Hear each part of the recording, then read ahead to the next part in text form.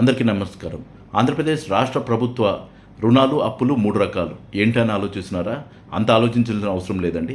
మొదటి రకం, చంద్రబాబు గారు, పవన్ కళ్యాణ్ గారు ఎలక్షన్స్ ముందు ఎలక్షన్ గెలవడానికి సీఎం పదవి కోసము, ప్రభుత్వం కోసము 14 లక్షల కోట్లు అని చెప్పి ప్రజలను భయభ్రాంతులను చేసి దివాలా తీసింది ప్రభుత్వం అని చెప్పి, శ్రీలంక కాబోతుందని చెప్పి ఎన్నికల్లో గెలవడానికి కోసము వాడిన ఒక అస్త్రం.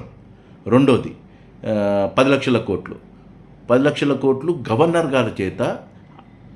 గారి చేత అబద్ధాలు చెప్పించి సూపర్ సిక్స్ ఎన్నికల్లో వాగ్దానాలు చేసిన సూపర్ సిక్స్ను ఎగ్గొట్టడం కోసము, దానికోసము గవర్నర్ గారి చేత చెప్పించిన అబద్ధం.